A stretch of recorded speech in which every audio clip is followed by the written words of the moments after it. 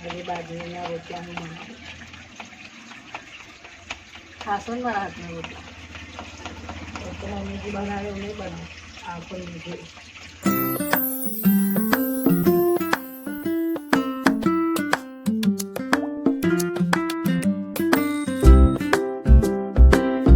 જય શ્રી કૃષ્ણ, રાધે રાધે, જય દ્વારકાધીશ, હર હર મહાદેવ. મિત્રો, સ્વાગત છે તમારું મારા આજના નવા બ્લોગમાં. મિત્રો, સવારના 9:30 વાગી ગયા છે. તો બધાને ગુડ મોર્નિંગ ને કેમ છો તમે? બધા મજામાં? બધા મજામાં રહ્યો. દ્વારકાધીશ બધાને સાજા સારા રાખે ને મસ્ત રાખે. મિત્રો, ચેનલ પર ના હોય તો સબસ્ક્રાઈબ કરજો ને વિડીયો સારી લાગે તો લાઈક શેર કોમેન્ટ કરજો. તો મિત્રો, હવે જમવાનું બનાવવાનું છે, પણ શું જમવાનું બનાવવું તે વિચારી રહી છું. સાંજે દાળ ભાત ખાધા છે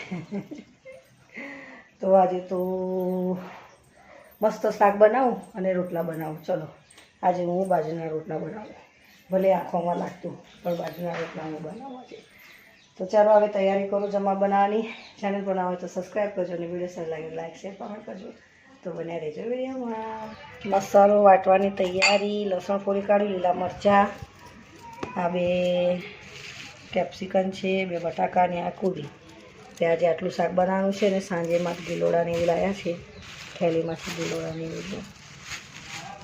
સાંજે ગિલોડાની ખીચડી સાથે ગિલોડા ખાઈશું. ચાલો મિત્રો, હવે આટલું જમવાનું ફટાફટ બનાવી દઉં.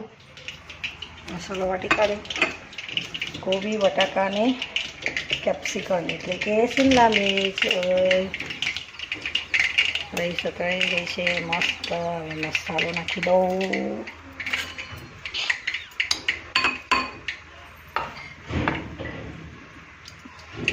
ગેસ જીરો કરી દઉં.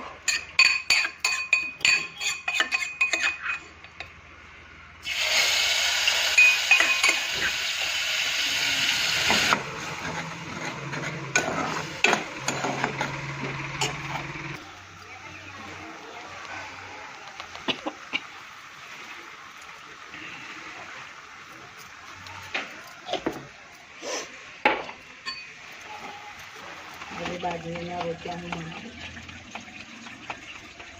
ખાસો ને મારા હાથના રોટલા તો મમ્મીજી બનાવે એવું નહીં બનાવું.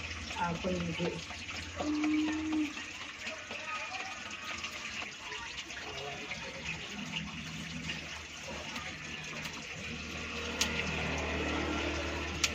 ગરમી થાય અને ગરમી તો જુઓ મિત્રો, ગરમી થઈ ગઈ.